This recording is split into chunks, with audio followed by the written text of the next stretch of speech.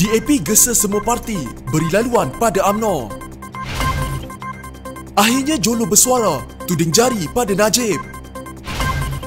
Apa untung kerjasama dengan PPBM dan PAS soal kuli?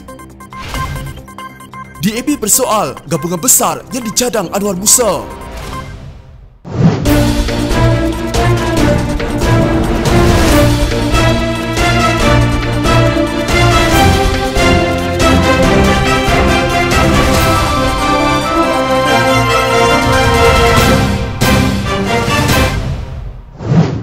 Susulan Ahli Parlimen Gerik Hasbullah Osman meninggal dunia, Setiausaha Agung DAP Lim Guan Eng menggesa semua parti politik supaya mengelak meletak calon dan memberikan kemenangan tanpa bertanding kepada UMNO. Tambahnya, ini bagi mengekang risiko penularan wabak COVID-19 semasa pilihan raya kecil. Pemergian Hasbullah mengundang satu lagi pilihan raya kecil dalam 60 hari yang boleh menimbulkan risiko kesihatan dan keselamatan awam ketika Malaysia berada di tengah-tengah lonjakan tinggi jangkitan COVID-19. Sebagai pengiktirafan khidmat beliau dan bahawa Malaysia berada dalam gelombang ketiga jangkitan COVID-19 yang teruk, seharusnya tidak ada pertandingan dalam pilihan raya kecil oleh parti-parti untuk melawan UMNO, katanya dalam satu kenyataan media. Hasbullah dilaporkan telah menghembuskan nafasnya yang terakhir akibat serangan jantung petang semalam. Sementara itu, Lim yang juga merupakan anggota Parlimen Bagan turut menzahirkan ucapan takziah kepada keluarga Hasbullah. DAP merakamkan ucapan takziah kepada keluarga Ahli Parlimen UMNO Gerik Hasbullah Osman yang meninggal dunia semalam akibat serangan jantung. Walaupun berada di sebelah pihak berlawanan,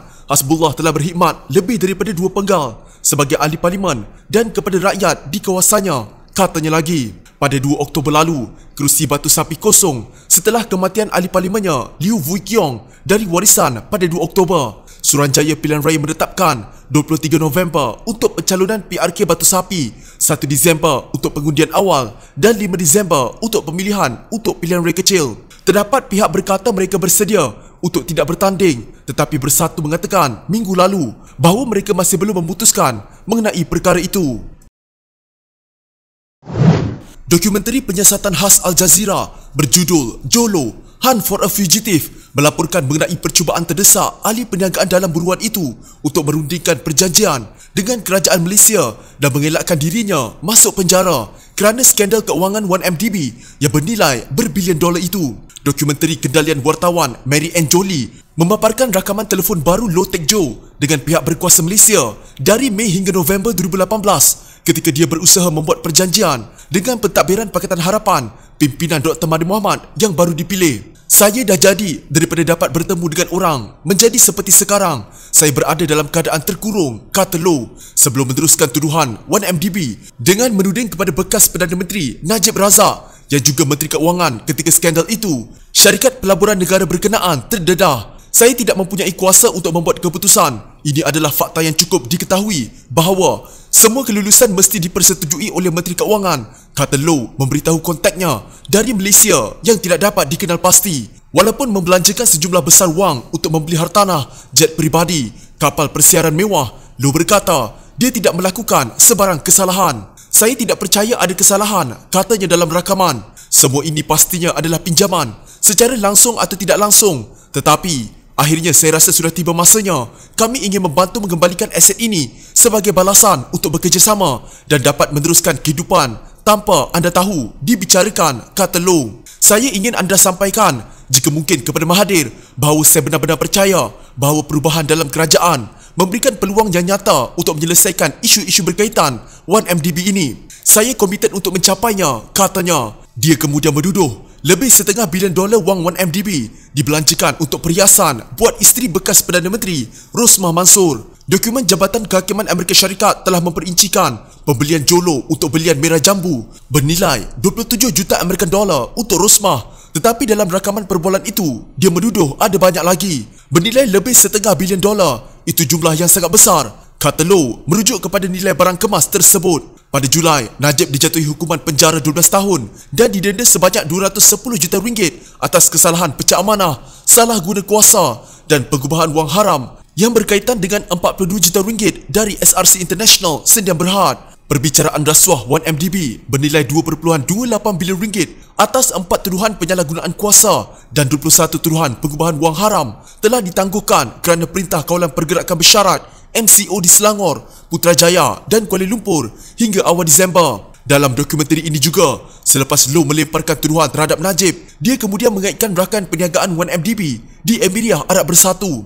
Realitinya orang di Abu Dhabi memang ambil duit. Perbincangan antara saya dengan mereka adalah, lihat, apa sahaja yang saya selesaikan dengan DOJ yang digunakan untuk membayar bond 1MDB, anda semua harus selaras dengan jumlah yang sama yang mungkin hampir $1 bilion, katanya. Semasa perbualan, Low mendedahkan dia berada di China dan bahkan membincangkan kemungkinan pertemuan di Hong Kong atau Macau. Tetapi ketika penyiasatan 1MDB Malaysia mahu mengadakan pertemuan di Macau, dia berubah hati dan melarikan diri. Kerana semua orang tangkap itu, anda tahu, secara efektif orang-orang UAE tidak menganggapnya selamat.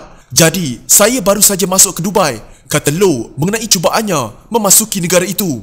Low kemudian menjelaskan bagaimana UAE berada dalam keadaan sangat paranoid sekarang. Jadi saya rasa ia suatu yang sangat mencabar bagi saya mendapatkan izin untuk bertemu para penyiasat.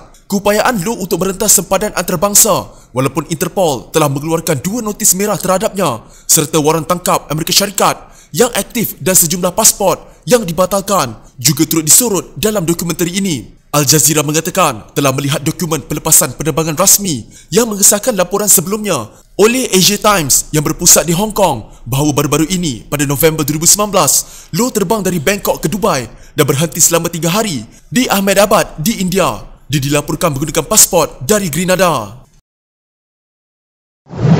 Pemimpin veteran UMNO Tengku Razali Hamzah berkata parti itu akan bertanding di Parlimen Paguh kerusi Perdana Menteri Muhyiddin Yassin pada pilihan raya umum akan datang. Ahli Parlimen Gua Musang itu mempersoalkan kerjasama politik antara UMNO dan PPBM yang dipimpin oleh Muhyiddin dan PAS menerusi Perikatan Nasional dan Muafakat Nasional. Apa untung kita dengan PPBM? Apa untung kita berpakat dengan PAS? Matlamat mereka seakan sama. Akhirnya, kita bergaduh pula. Tengku Razali dipetik sebagai berkata oleh Malaysian Insight. Tengku Razali berkata, UMNO akan bertanding di semua kerusi tradisinya, termasuk kerusi yang sekarang disandang mereka yang keluar parti.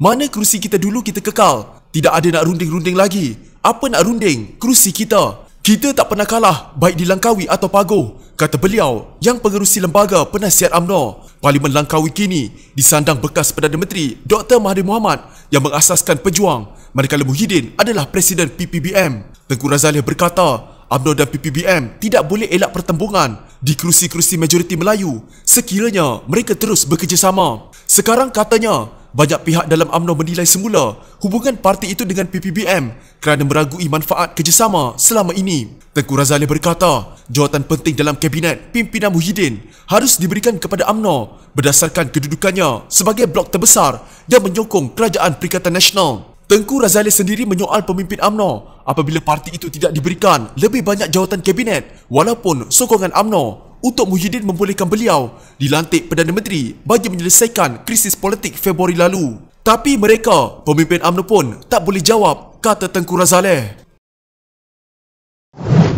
Siapa akan menjadi Perdana Menteri sekiranya gabungan besar politik seperti yang dicadangkan Setiausaha Agung Barisan Nasional Anwar Musa dibentuk? Ini antara persoalan yang dilontarkan anggota Parlimen Kepong Lim Lim Eng dalam satu kenyataan. Dia menimbulkan kekhawatiran jika ada syarat dikenakan untuk UMNO bergabung dengan gabungan besar itu. Gabungan besar atau syarat besar? Ketika dia mencadangkan untuk membentuk gabungan besar, itu adalah soalan bernilai 2.6 bilion ringgit yang semua orang bertanya sama ada akan menjadi gabungan besar atau satu dengan syarat besar untuk meletakkan ahli politik UMNO lain sebagai Perdana Menteri Malaysia seterusnya. Apakah bekas timbalan Perdana Menteri Ahmad Zaid Hamidi dengan 47 tuduhan rasuah atau kembalinya bekas Perdana Menteri Najib Razak yang disabitkan dengan kesalahan jenayah? Adakah Anwar Musa sendiri akan menjadi timbalan Perdana Menteri? Soal Lim. Sebelum ini, Anwar yang juga anggota Parlimen Ketereh mencadangkan pembentukan gabungan politik besar yang melibatkan sekurang-kurangnya 12 hingga 13 parti politik. Dia meminta penggabungan parti-parti yang melibatkan Barisan Nasional, Perikatan Nasional, Gabungan Parti Sabah dan Gabungan Rakyat Sarawak. Bagaimanapun katanya,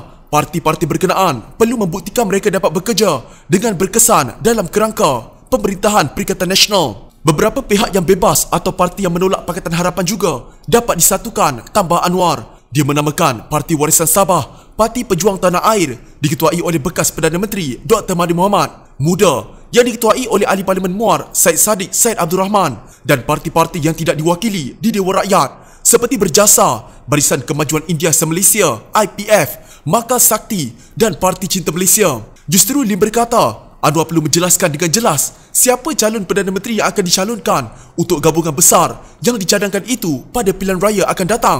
Rakyat juga berminat untuk mengetahui parti mana yang akan menerajui sebaik sahaja gabungan besar yang dicadangkan ini dibentuk, UMNO atau PAS atau parti baru. Atau adakah Anwar Musa mencadangkan untuk membubarkan kerjasama UMNO dan PAS untuk membentuk gabungan besar? Adakah Anwar turut mengakui bahawa kerjasama pemerintahan Barisan Nasional, Perikatan Nasional dan Muafakat Nasional saat ini sudah gagal dan Perdana Menteri Muhyiddin Yassin kekurangan majoriti untuk terus berkuasa, sebab itu dicadangkan untuk mengadakan gabungan besar? Tanya Lim lagi. Jika anda mempunyai gejala seperti demam, batuk dan sesak nafas, jangan berlengah untuk terus ke klinik atau hospital bagi menjalani ujian saringan. Bersama kita tangani wabak COVID-19.